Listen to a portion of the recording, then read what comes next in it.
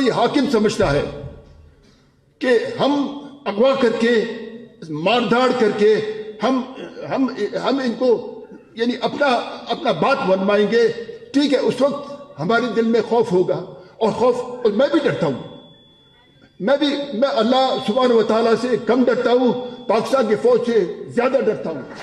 اللہ سبحانہ و تعالیٰ غفور الرحیم ہے، پاکستان کا فوج غفور الرحیم نہیں ہے۔ مطلب یہ میں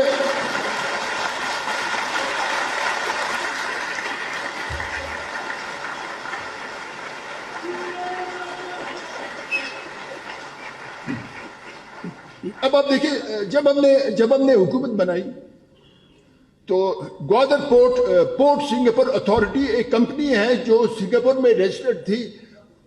میں نے زور سے میں نے چھڑوایا گوادر پورٹ اتھارٹی، یہ جو سنگاپور پورٹ اتھارٹی کمپنی کو میں نے فارغ کر کے، اور ہم نے ٹیک اوور کیا۔ چیئرمین گوادر پورٹ اتھارٹی ہمارا تھا۔ ہم نے نیشنل لاجسٹک سیل سے ہم نے زمین خالی کروایا، ہم نے عقیل ڈیڈی سے ہم نے زمین خالی کروایا، ہم نے نیوی سے زمین خالی کروایا، اور ہمارا یہ پلان تھا کہ ہم گوادر کے پورٹ میں ہم شیئرز خریدیں گے، ہم حصص خریدیں گے، تاکہ گوادر پورٹ بلوچستان کا ایک ایسٹ بن جائے۔ اور میں آپ کو یہ بتاتا ہوں کہ اگر آپ ریکوڈک کو اور اس طرف گوادر کو آپ کمپیئر کریں، گوادر از اے مچ مور بگر گولڈ مائن دین ریکوڈک۔ ہم جس طرح چائنا سندھ کو کھود مود کے ہمارے لیے کھڈے اور تیزاب چھوڑ کے گیا ہے، اسی طرح یہ جو نیا کمپنی ہے، یہ نیا کمپنی بھی ریکوڈک کو کھود کھاد کے وہ چلا جائے گا، لیکن گوادر اس کا لوکیشن اس قسم کا ہے کہ گوادر بڑھتا رہے گا، گوادر آباد ہوگا، اور ہم اللہ سے دعا کریں گے گوادر ہو۔ آج بھی ہماری جدوجہد ہے۔ ہم مرکزی حکومت کو کہتے ہیں کہ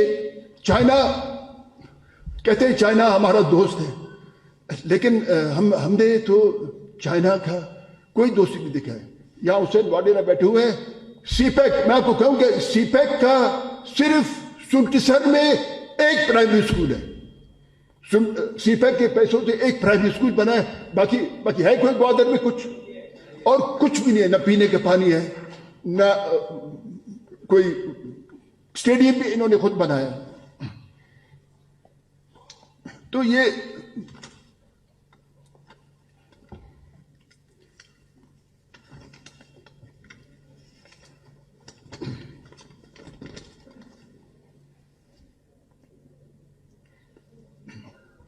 ابھی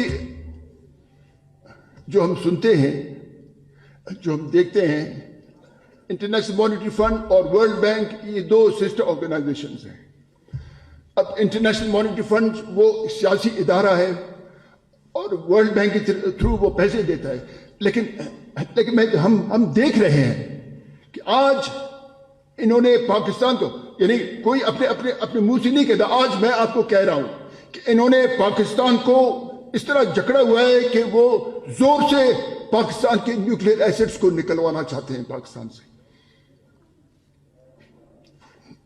اور ہماری سمجھ میں نہیں آتا کہ یعنی ایٹم بم نہ ہمیں تعلیم دے سکتا ہے، ایٹم بم نہ ہمارے لیے یعنی نہ اسکول بنا سکتا ہے، ایٹم بم نہ ہمارے لیے ہل چلا سکتا ہے۔ ہم نے ایک ایٹم بم رکھا ہوا ہے، اور اچھا آج دنیا میں کسی ایٹمی قوت کو یہ جرت نہیں ہے کہ وہ کسی ملک پہ ایٹم بم پھینکے۔ امریکہ آج تک ہیروشیما ناگاساکی جب بھی اینیورسری مناتے امریکہ کو گالیاں دیتے۔ آیا آپ نے اس سیاست کو عوام کے لیے بنانا ہے، یا بس ایک ایٹمی قوت بنا کے پھر ہر در جا کے بھیک مانگنا ہے؟ یعنی کتنی بےزتی کی بات کہ you are atomic power with begging bowl. یہ بہت افسوس کی بات ہے۔ ہم آج بھی ہم کہتے ہیں اس فیڈریشن کو خراب مت کرو، تمہارا اپنا کام، ہمارا اپنا کام۔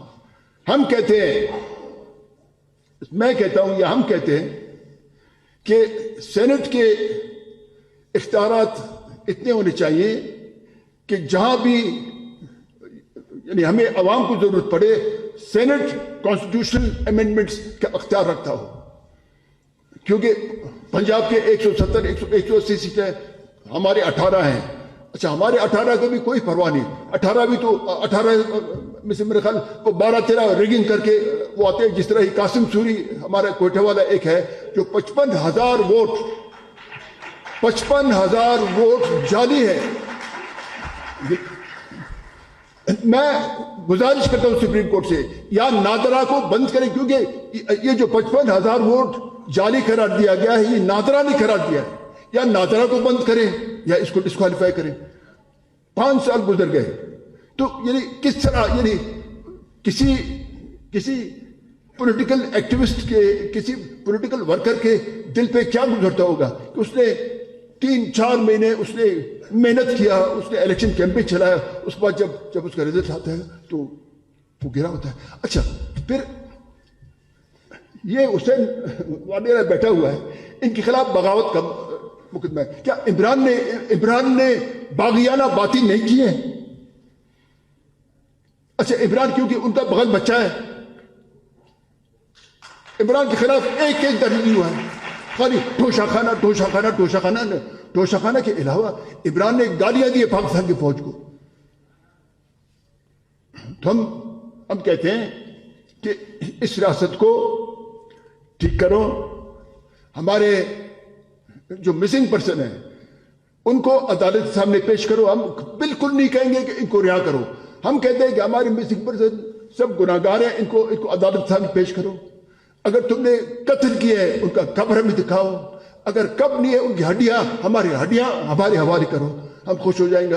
10 دن ہم رو کر ان کے لیے فاتحہ پڑھ کر ہم گھر میں آرام سے بیٹھیں گے. لیکن یہ جو لوگ گم ہیں, کئی سالوں سے لوگ گم ہیں. آپ مائیں بیٹھے ہوئے ہیں, یہاں والدین بیٹھے ہوئے ہیں. آپ خود سوچیں کہ اگر کسی کی بلی گم ہو جاتی ہے, وہ میرے خیال میں کم از کم 1 ہفتہ 2 ہفتہ تو جب تک وہ بھول نہیں جائے اس کو آرام نہیں آئے گا. کشائی کے لوگوں کے زندہ تیار تعلیم یافتہ بچے گم ہیں. یہ پشتونوں کے ساتھ بھی ہو رہا ہے, یہ ہمارے بلوچوں کے ساتھ بھی ہو رہا ہے, یہ سندھ میں بھی ہو رہا ہے. اور ایک بات آپ دیکھیں نا کہ اب سندھ میں بھی آزادی کی تحریک چل رہی ہے, یہاں بھی چل رہی ہے چھوٹے پیمانے پر. لیکن وہ انگریزی میں کہتے ہیں کہ بگ فائرز اسٹارٹ اسمال. بڑے آگ ایک ماچس سے جلیں گے, اور آگ ہر جگہ لگا ہوا ہے. ان کو ہوش کے ناخن کٹنے چاہیے. ان کو یہ اپنا جبر و استحباب یہ سارا دھندا بند کرنا چاہیے. اب میں آپ کے سامنے کھڑا ہوں کہ میں ڈائریکٹلی افیکٹی ہوں. ہمیں ایمبوش کیا گیا, فوجی کیمپ کے 100 گز دور ہمیں ایمبوش کیا گیا. میرے والد شہید ہوئے, میں زخمی ہوا, میرا بھائی, ہمارے اور لوگ. اس کے بعد نہ کوئی انکوائری ہوا, کچھ بھی نہ ہوا. میرا بھائی سراج تو خاص ان کا آدمی تھا. سراج 400 لوگوں کے ساتھ دھماکے میں مارا گیا. لیکن کوئی ڈاکٹر سدھارتھ نے بھی انکوائری نہیں کی. ایک چٹھی بنائی کہ 127 لوگ مارے گئے, اور اس کے بعد معاملہ ختم. اور گیا سراج, یہی لوگ آتے تھے میرے گھر. میں دیکھتا تھا کہ سراج کے پاس جرنیل کرنیل یہ سب آتے تھے. اب تو میں لوگوں کو یہ بات کہتا ہوں کہ ٹھیک ہے سراج کو اللہ مغفرت کرے, سراج نہیں ہے ہمارے درمیان میں. ابھی 2-3-4-5 مہینے پہلے سراج کے والدہ فوت ہوئے ہیں. کیا وہ جو فوجی لوگ سراج کے پاس آتے تھے, ایک فوجی, ایک بریگیڈیئر, ایک جرنیل, ایک کرنیل, ایک حوالدار سراج کے والدہ کو فاتح کے لیے آئے؟ نہیں. کیونکہ اپنا مقصد نکال کے وہ گئے, کسی گلی میں گم ہو گئے. تو مطلب ریاستیں اس طرح نہیں چلتی. اور اگر اس ریاست کو ٹھیک کرنا ہے, سب جو موجودہ آئین ہے, جو موجودہ پاکستان کا آئین ہے, فوج اپنا کام کرے, ہم اپنا کام کریں گے. میرے خیال میں یہ معاملہ ٹھیک ہوں گے. اور ہم نہیں چاہتے کہ فیڈریشن کو نقصان پہنچے، اور اگر فیڈریشن کو نقصان پہنچتا ہے آپ کا کیا خیال؟ اب یہاں بیٹھ کر تقریریں کر رہے ہوں گے؟ کیا خیال آپ کا؟ خاقان آباد صاحب جہاز پہ آئیں گے، کوئی پنڈی سے نہیں نکل سکے گا، کوئی کوٹا سے نہیں نکل سکے گا، کوئی اپنے گھر سے نہیں نکل سکے گا. نہیں، اتنا فساد مت کرو. اگر پاکستانی فوج کے پاس 10 لاکھ بندوقیں، یہاں افغان جنگ کے بعد یہاں لوگوں کے ہر گھر میں 2 کلاشنکوف ہیں، ہر گھر میں 10 ڈبے کارتوس ہے، ہر گھر میں راکٹ لانچر ہے. خدا نخواستہ اگر یہاں ایک خانہ جنگی شروع ہو جائے. نہیں، آج میں پشتون بھائیوں سے اپیل کرتا ہوں، میں بلوچ بھائیوں سے بھی اپیل کرتا ہوں کہ آج اکٹھے ہو جاؤ، اس فیڈریشن کو بچانے کے لیے اکٹھے ہو جاؤ. اور اگر تم اکٹھے نہیں ہو جاؤ گے تو اس فیڈریشن کو یہی فوجی نقصان پہنچائیں گے اور ہمارے آنے والی نسلیں تباہ ہو جائیں گی.